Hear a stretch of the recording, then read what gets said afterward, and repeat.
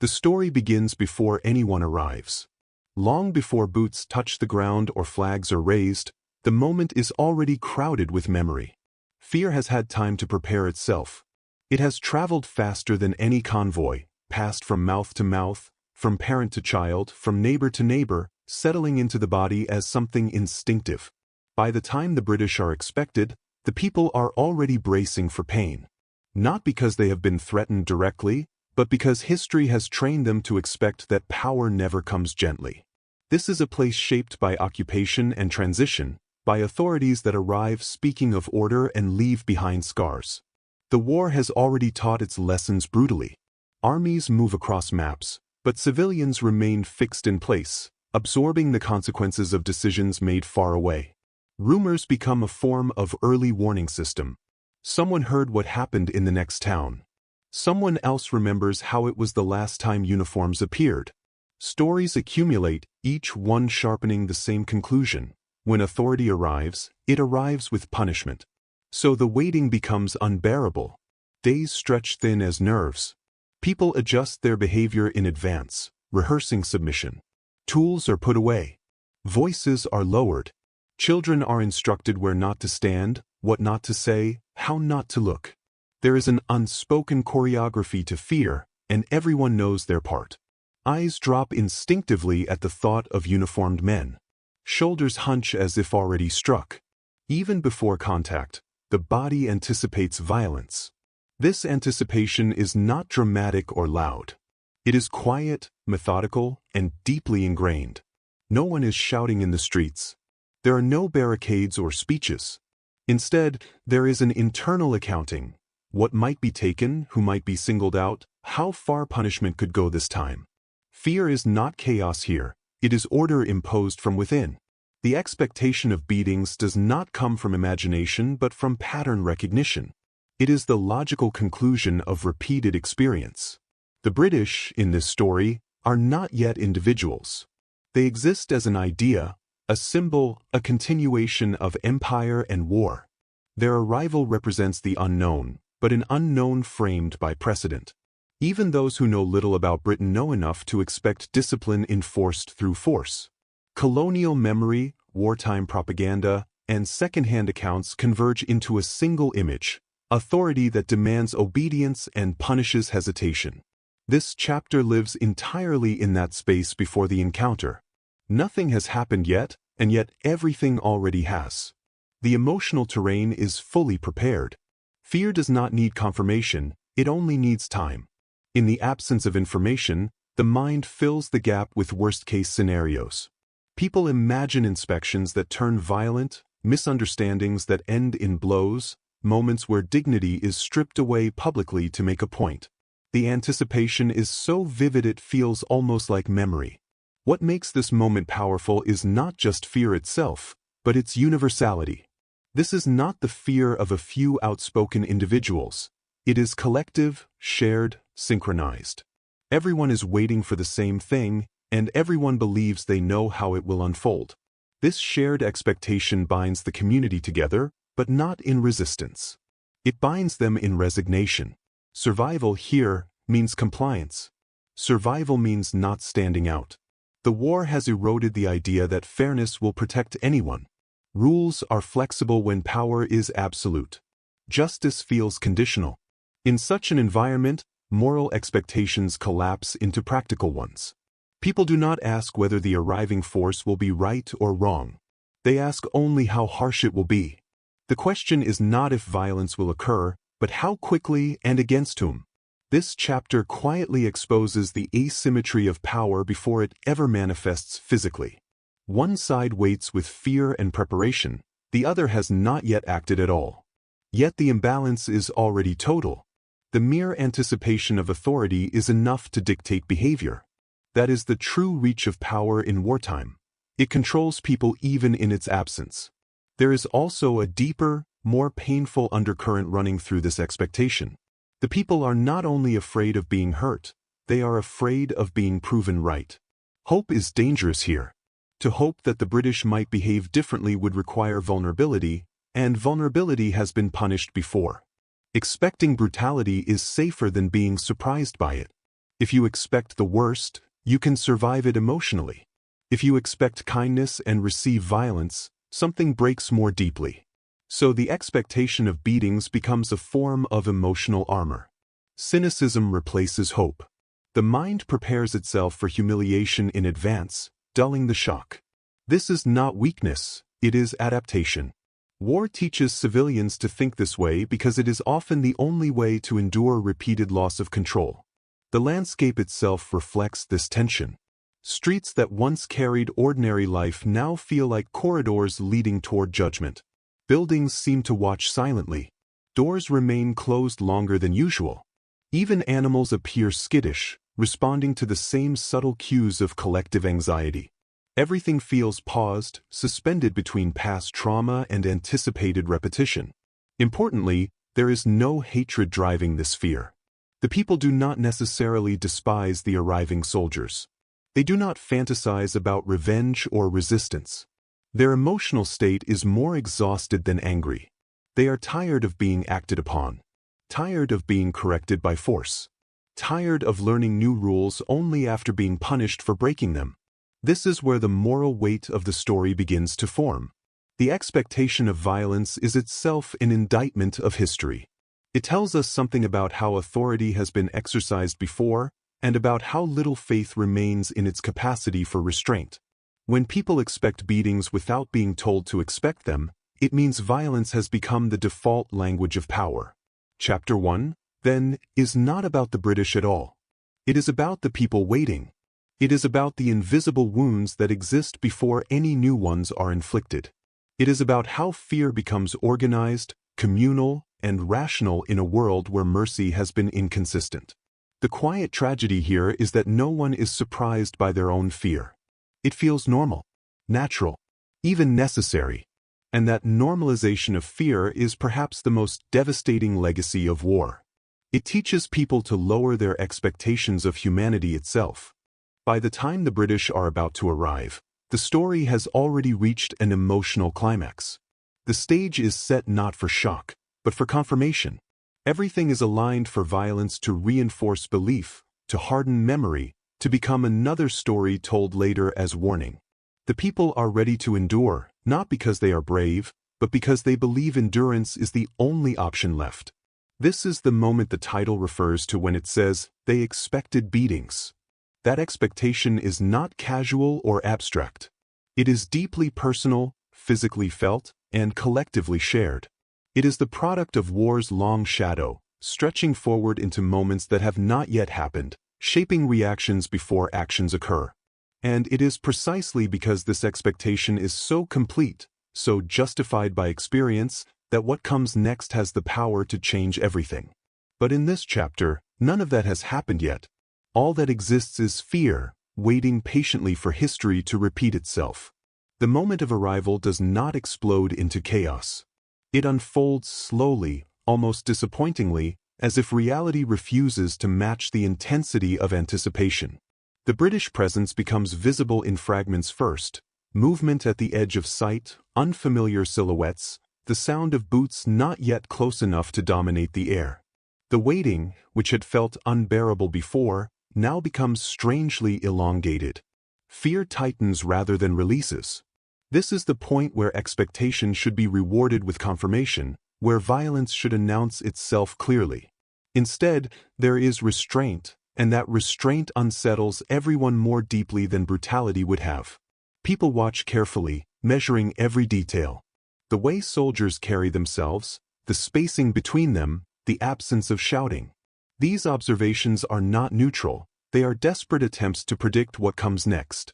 When power delays its strike, it creates a vacuum filled by imagination. Every second without punishment feels temporary, like the intake of breath before a blow. The silence becomes oppressive, heavy with the sense that something worse might be coming precisely because it has not yet arrived. Bodies remain tense. No one relaxes simply because nothing has happened yet. Experience has taught them that violence does not always announce itself immediately. Sometimes it waits, gathers authority, establishes control before demonstrating consequences. This delay feels strategic. People assume it is intentional, part of a process designed to make the eventual punishment more effective. The absence of cruelty is interpreted not as mercy, but as preparation. The rituals of domination that everyone expects begin to feel inevitable, even if they are postponed. Inspection is imagined before it occurs. Accusations are anticipated before they are spoken. Individuals silently rehearse explanations they will never be allowed to give. Guilt is pre-assigned, not because of wrongdoing, but because innocence has never been sufficient protection. In this moment, everyone feels already judged. What makes this chapter emotionally complex is the way hope flickers against reason and is immediately suppressed. A few people notice small details that do not align with expectation: the lack of raised weapons, the absence of aggressive gestures, the measured pace. These observations threaten the internal logic of fear, and so they are dismissed almost instantly. To accept them would require reimagining the entire power dynamic, and that feels too dangerous. Hope here is treated as a liability.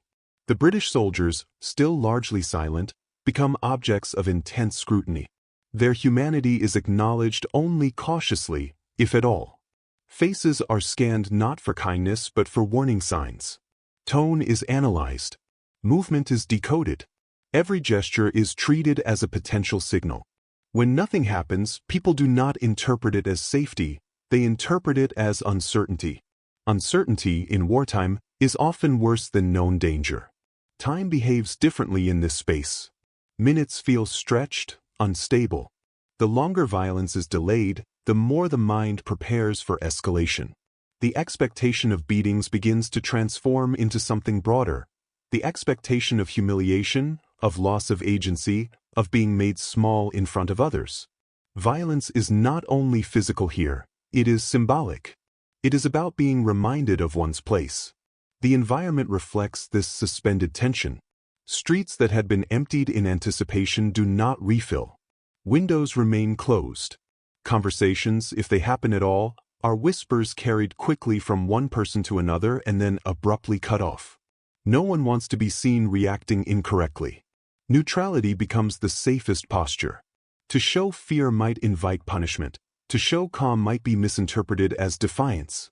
There is also an internal conflict unfolding beneath the surface. Some individuals begin to feel anger, not at the soldiers, but at themselves for still waiting. The delay exposes how deeply fear has embedded itself. Even without immediate cause, bodies remain locked in defensive readiness. This realization is uncomfortable. It forces people to confront how much control external power already holds over them, even when it is not actively exercising it. Yet still, no violence comes.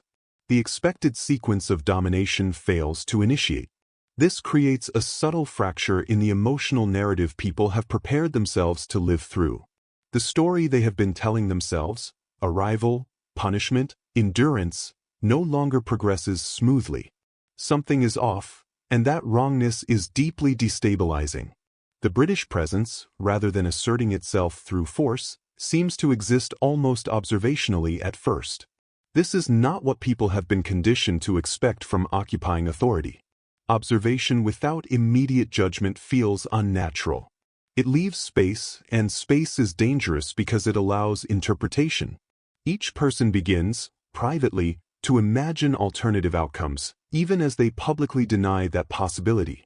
The silence becomes the dominant force in this chapter. Not a peaceful silence, but one charged with unspoken confrontation. It is the silence of two sides measuring each other under the weight of history. For the people, silence is usually imposed after violence, not before it. Experiencing it at the outset feels like standing on unstable ground. There is a psychological cost to this prolonged anticipation. Muscles ache from tension. Breathing remains shallow.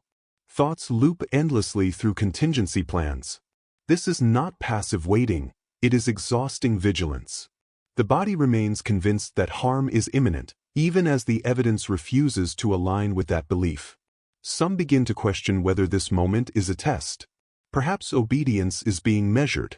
Perhaps the absence of punishment is conditional, temporary, designed to lure people into a false sense of security. In that interpretation, The quiet is not mercy but strategy.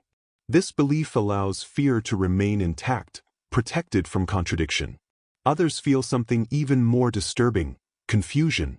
Confusion is dangerous because it erodes the clarity that fear provides. Fear, at least, offers a script. Confusion leaves people without guidance. They do not know how to behave when authority does not immediately assert itself through violence. There is no learned response for this scenario. The moral tension of the story deepens here. The expected narrative of oppression begins to wobble, not because it has been disproven, but because it has not yet been confirmed. This liminal space, between expectation and reality, forces a confrontation with assumptions that have long gone unquestioned. Still, no one speaks this aloud. Publicly, the community remains aligned in its expectation of harm. To suggest otherwise would risk being seen as naive, or worse, disloyal to shared experience. Collective fear is also a form of solidarity, and breaking from it carries social risk. As the chapter draws on, the initial shock of nonviolence does not produce relief. Instead, it sharpens awareness. People realize how much they are watching, how intensely they are interpreting every detail. The power dynamic remains unequal, but its expression has become ambiguous. That ambiguity is the true tension of this moment. This chapter does not end with resolution. It ends with suspended breath. The people are still waiting for the moment when expectation and reality finally collide. They are prepared for pain, but what unsettles them most is the possibility that their preparation might be wrong. In a war defined by brutality, the absence of immediate cruelty feels unnatural, even threatening. The delay itself becomes a psychological event, forcing everyone involved to confront how deeply violence has shaped their understanding of authority. The stage is set not just for a physical encounter, but for a moral one. Nothing has changed yet in any visible, measurable way. And yet, beneath the surface, something has already begun to shift. The certainty of what comes next is no longer absolute. Fear remains, but it is no longer unchallenged. The silence has done what violence often does. It has altered the emotional landscape. The turning point does not announce itself with sound or spectacle. It emerges almost unnoticed, embedded within the same silence that has already unsettled everyone. There is no formal declaration, no visible shift in posture that clearly signals what is about to happen. Instead, the change arrives through absence, through something that does not occur when it should have. The expected escalation fails to materialize, and in that failure, a new reality begins to take shape. What happens is so small that it resists description at first. It is not a dramatic refusal, not an act that could be framed as heroism or defiance. It is restraint, practiced deliberately. A choice not to act where action was anticipated. A withholding of force that carries more emotional weight than violence ever could in this context. The people sense it before they fully understand it. Something fundamental has shifted, even if no one yet dares to name it. This quiet gesture operates against every rule that fear has taught them. It contradicts the internal logic built from years of experience. Authority, in their understanding, exists to assert itself visibly. Control is demonstrated, not implied. And yet here is control expressed through stillness. The mind struggles to process this. There is no learned framework for interpreting restraint as power. Violence has always been the proof. The gesture itself may be simple: an order not given, a blow not delivered, a punishment deliberately withheld, but its impact is disproportionate. It interrupts the emotional momentum that had been building toward inevitability. Fear, which thrives on predictability, falters when prediction fails. For the first time since anticipation began, the people are forced to reevaluate not just what is happening, but what is possible. The body reacts before the mind does. Muscles that have been clenched for hours begin to ache from holding tension without release. Breathing remains shallow, but there is a subtle change in rhythm, as if the body is testing whether it is safe to inhale more deeply. This is not relief, it is uncertainty. Relief would require trust, and trust does not yet exist. But the absolute certainty of harm begins to crack. This moment destabilizes more than fear. It destabilizes identity. The people have defined themselves, in this situation, as those who endure. Endurance presupposes suffering. When suffering does not arrive, endurance loses its immediate purpose. There is a disorienting sense of standing prepared for a blow that never comes, of bracing endlessly against nothing. The soldiers, still largely silent, are no longer just symbols. Their restraint forces the people to acknowledge their agency as individuals rather than inevitabilities. This recognition is uncomfortable. It complicates the moral simplicity of the situation. Oppressors who behave predictably can be understood. Those who disrupt expectation demand interpretation. Some individuals search desperately for hidden meaning. Perhaps the restraint is temporary. Perhaps it is calculated. Perhaps this is merely a different form of control, more subtle and therefore more dangerous. These interpretations allow fear to remain intact, reshaped rather than dismantled. It feels safer to assume manipulation than to accept the possibility of mercy. Others experience something quieter and more unsettling: doubt. Doubt about their assumptions, doubt about the narrative they have inherited. This doubt does not feel liberating. It feels risky. Questioning the certainty of violence means opening oneself to emotional exposure. If restraint is real, then fear has been premature. And admitting that feels like admitting vulnerability. The gesture forces a moral recalibration on both sides of the power divide. For the soldiers, restraint is not passive. It requires discipline, intention, and the conscious rejection of an easier path. Violence, in many wartime contexts, is the default response. Choosing not to act demands effort. It signals an awareness of consequence beyond immediate control. For the people, restraint challenges the belief that dignity must always be taken by force or surrendered under threat. The quiet act creates a space where dignity is not immediately stripped away. That space is fragile and tentative, but it exists, and its existence alone changes the emotional landscape. The silence that follows this gesture is different from the silence before. It is no longer charged solely with dread. It now carries confusion, hesitation, and the faintest trace of curiosity. People begin to look up, if only briefly. Eyes meet uniforms for a fraction of a second longer than before. These micromovements are not conscious acts of courage. They are instinctive responses to a perceived shift in danger. This is where the moral reversal begins to take root. Not as a revelation, but as a disturbance. The story people expected to live through no longer aligns with what is unfolding. The script has been disrupted. And disruption, while frightening, also creates possibility. Importantly, the restraint does not erase power. The imbalance remains undeniable. The soldiers are still armed. The authority they represent is still real. But the way that power is being exercised has changed, and with it, the meaning of the encounter. Power is no longer proving itself through pain. It is proving itself through control over pain. That distinction matters deeply, even if it is not articulated aloud. Violence enforces obedience through fear. Restraint enforces order through choice. The people begin to sense that they are not being immediately reduced to objects of discipline. They are being observed as participants in a moment that has not yet been decided.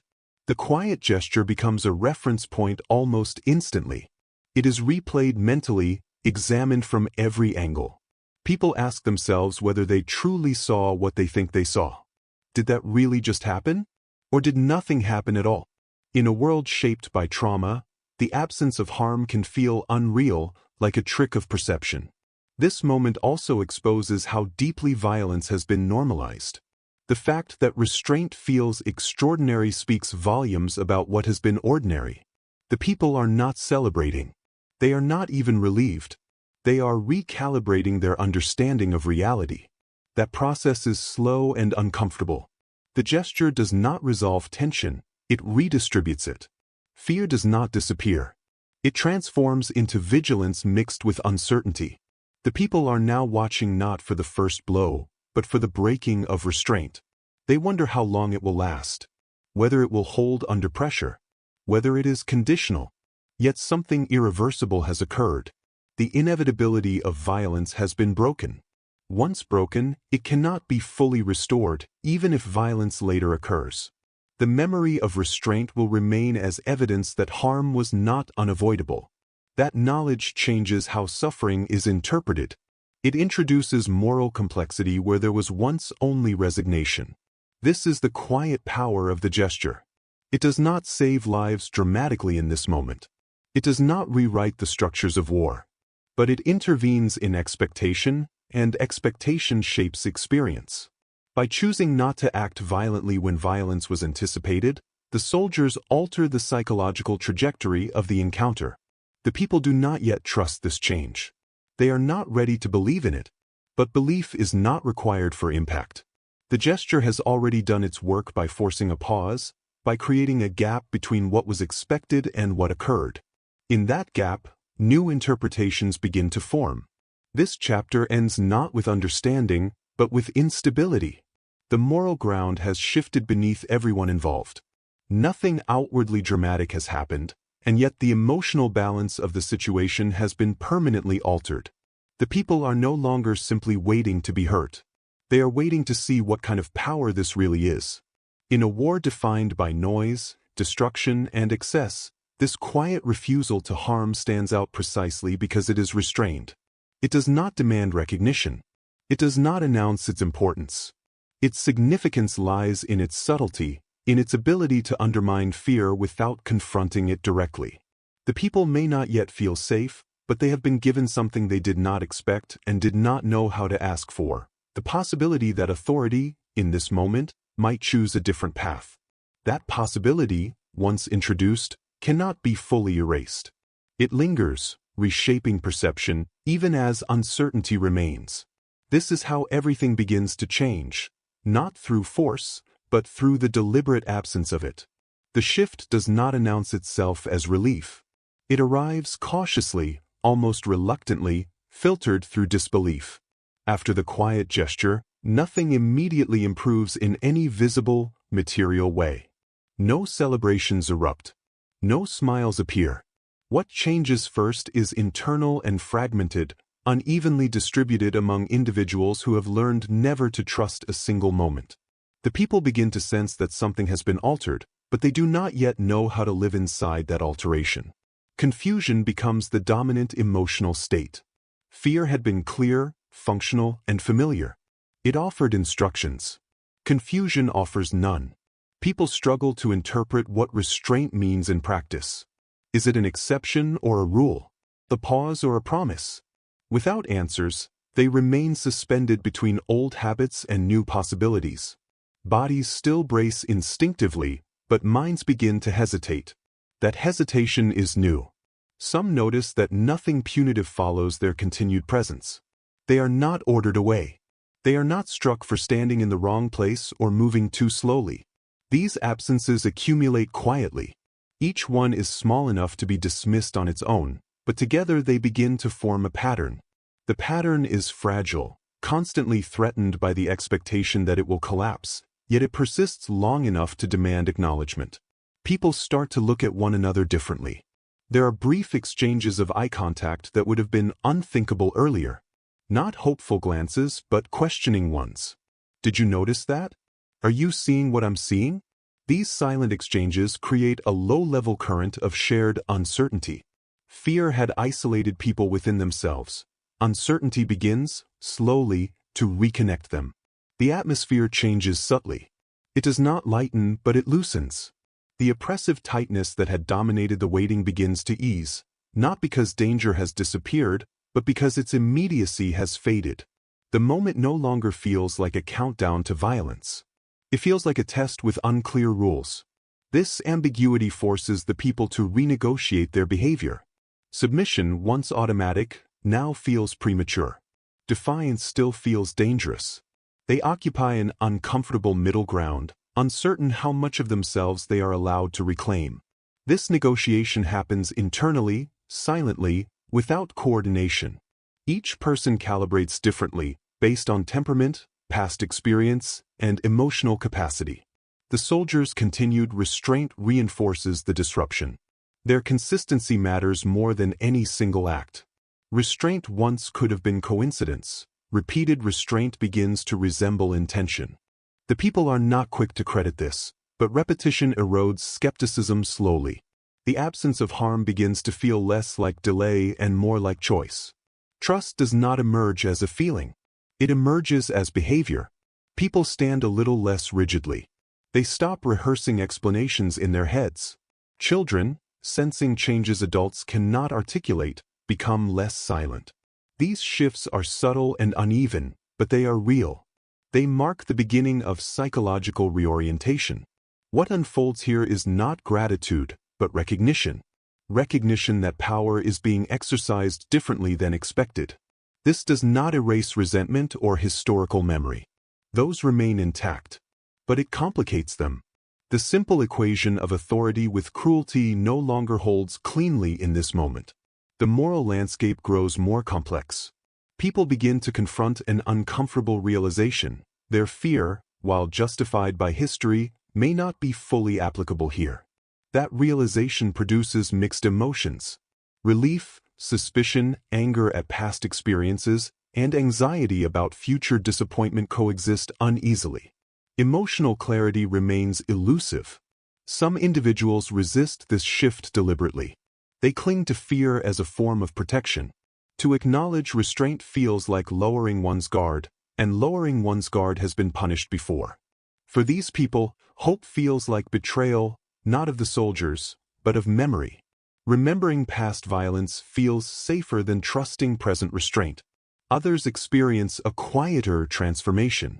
They do not articulate it as hope, but as space. Mental space where fear no longer occupies every thought. This space allows other emotions to surface: exhaustion, grief, even curiosity. War had compressed emotional life into survival. Restraint begins, tentatively, to decompress it. The soldier's behavior continues to resist spectacle. There is no performance of kindness, no exaggerated reassurance. This absence of dramatics reinforces the sincerity of restraint. It does not demand recognition or gratitude. It simply persists. That persistence does more to reshape perception than any symbolic gesture could. The people begin to understand that dignity is not being actively stripped away. This realization is profound. Dignity, once lost repeatedly through force, had felt fragile and conditional. Its quiet preservation feels unfamiliar. People do not celebrate it because they are not yet sure it will last. But they feel its presence in small ways. In posture, in gaze, in the ability to remain still without bracing. This chapter is marked by psychological rebalancing. Fear recedes from its position as the dominant force, replaced by cautious assessment. The people begin to ask not just what will happen, but why things are unfolding this way. Motivation becomes a question. Intent becomes relevant. These questions signal a shift from pure survival to interpretation. The power dynamic remains unequal, but its expression continues to diverge from expectation. Power exercised without immediate cruelty forces the people to confront a difficult truth. Violence is a choice, not an inevitability. This realization is destabilizing because it reframes past suffering. If violence is a choice, then someone chose it before. That thought carries weight. It introduces moral accountability where there was once only fatalism. The people do not dwell on this openly, but it lingers beneath the surface, altering how they understand their own history. As confusion gradually gives way to cautious recognition, the emotional temperature of the encounter changes. The situation remains tense, but it is no longer purely adversarial. There is room now for observation rather than assumption. People begin to notice individual differences among the soldiers: age, demeanor, expressions that do not align with cruelty. These observations would have been dismissed earlier as irrelevant. Now they feel significant. The community does not transform overnight. No collective declaration is made. Change unfolds unevenly, with setbacks and contradictions. Moments of renewed fear still occur, triggered by sudden movements or unfamiliar sounds. Trauma does not dissolve simply because it is not immediately reinforced. Yet something fundamental has shifted.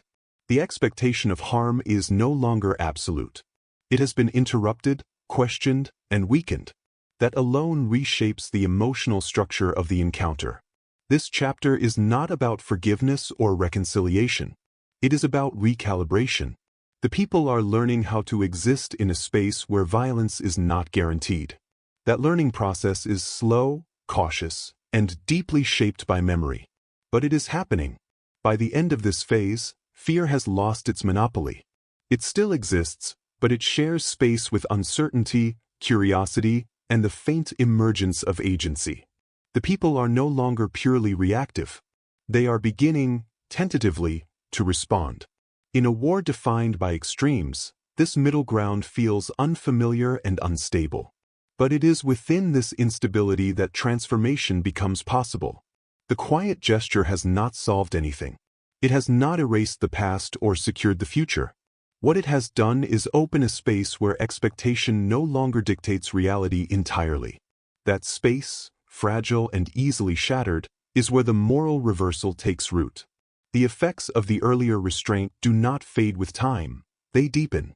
What began as confusion slowly solidifies into something more stable, not optimism, but orientation. People begin to understand the boundaries of this new reality not through declarations, but through repetition. Each hour that passes without violence reinforces the same quiet message. What happened before was not an accident. It was a pattern beginning to form. Trust does not arrive as an emotional surge. It is constructed through consistency. The people watch closely for contradictions, for moments where restraint might crack under pressure. They expect it to fail, because restraint has failed before in other contexts. Yet each ordinary interaction that passes without punishment becomes evidence. Not proof, but weight. The scale begins to tip. This is where the story shifts from psychological disturbance to social consequence. The absence of coercion begins to change behavior not because people feel safe, but because they feel less hunted. The difference is subtle but profound. Safety implies assurance. This moment offers only predictability. Predictability alone is transformative after chaos. People start to reclaim small choices. They move slightly more freely. They speak without rehearsing every word internally. They stop calculating escape routes for every possible interaction. These are not conscious acts of defiance or gratitude. They are physiological responses to sustained non-threat. The nervous system, having waited endlessly for impact, begins to recalibrate. The community responds unevenly. Some individuals adapt quickly, sensing opportunity in restraint. Others remain frozen, convinced that the cost of misjudgment is too high. This divergence creates tension within the population itself. Fear had once unified them. Now, differing interpretations of safety begin to separate them emotionally. Yet even skepticism begins to soften under the pressure of time. The continued absence of punishment forces a reckoning. People must either accept that restraint is real or live indefinitely in a state of readiness that no longer matches reality. The latter becomes exhausting. Slowly, reluctantly, people choose to believe just enough to breathe more easily. What emerges is not gratitude toward authority, but a reframing of power. The people begin to understand that power can assert itself without spectacle, that control does not require humiliation. This realization does not erase resentment, but it changes its texture. Anger becomes more reflective, less raw. Memory begins to separate past harm from present behavior. This is dangerous territory emotionally. To distinguish between different expressions of authority requires nuance, and nuance has been a luxury unavailable during much of the war. Simplification had been protective. Now complexity returns, bringing with it emotional risk. The quiet gesture that initiated this shift gains symbolic weight through repetition. It becomes a reference point not because it was dramatic, but because it endured. People begin to talk about it indirectly, in cautious language. Not praise, but acknowledgement. They speak of how things are different now without naming why. Naming still feels risky. The soldier's conduct continues to matter precisely because it remains restrained. There is no performance of benevolence, no attempt to rewrite the narrative overtly. This restraint from explanation mirrors restraint from violence. It allows people to interpret events on their own terms, without being told how to feel. Gradually, cooperation emerges, not as submission, but as choice. When people comply, it is no longer driven solely by fear. It is driven by calculation, by the assessment that compliance does not automatically result in loss of dignity. This shift changes the moral equation entirely. Obedience under fear reinforces resentment. Cooperation under restraint alters relationship. The people begin to test boundaries. These tests are small and cautious. A question asked without trembling, a delay in response, a neutral expression held instead of a lowered gaze. Each test is a risk assessment. Each one that does not result in punishment strengthens the new pattern. This is how trust grows in wartime, not through promises but through survived risks. Every moment that does not confirm fear weakens it slightly. Over time, fear becomes one emotion among many rather than the governing one. The ripple effects extend beyond immediate interactions. People begin to imagine futures again, not in grand terms, but in practical ones. They consider what might be rebuilt, what routines might return. These thoughts are tentative, quickly dismissed if they feel too hopeful, but their presence alone marks change. Fear had once erased the future entirely. The moral reversal deepens here. Authority that chooses restraint reshapes not only behavior, but memory in progress. The people begin to record this period differently in their minds. It does not overwrite past suffering, but it complicates the narrative. History is no longer a straight line of harm. This complexity is uncomfortable. It demands emotional labor. It forces people to hold contradictory truths simultaneously, that authority has harmed them before, and that authority is not harming them now. Holding both requires maturity that trauma often suppresses. Yet the people begin to do it, slowly. The power exercised here becomes more effective precisely because it is less violent. Order maintained without cruelty reduces resistance.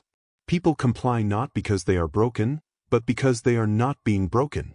This creates stability that force alone could never achieve. Importantly, this does not make the situation just. Inequality remains. Control remains external, but the moral temperature cools. Interactions become transactional rather than punitive. That shift reduces emotional escalation on both sides. The soldiers, whether consciously or not, benefit from this change as well. Restraint reduces hostility. It lowers the constant threat of backlash. It allows them to operate without being perpetual antagonists. This mutual de-escalation is fragile, but real. The people begin to sense that their dignity is being recognized, even if indirectly. Not honored publicly, not restored ceremonially, but left intact. That alone is transformative. Dignity preserved quietly can be more powerful than dignity theatrically returned. This chapter marks the transition from psychological shock to moral consequence. The quiet gesture has moved beyond symbolism. It has reshaped daily life. It has altered expectations not just of this encounter, but of what authority can look like. Yet caution remains. No one forgets that this is wartime. No one assumes permanence. Trust is provisional, conditional, aware of how quickly circumstances can change. But provisional trust is still trust. It allows for functioning where paralysis once dominated. By the end of this phase, the people are no longer simply reacting to authority.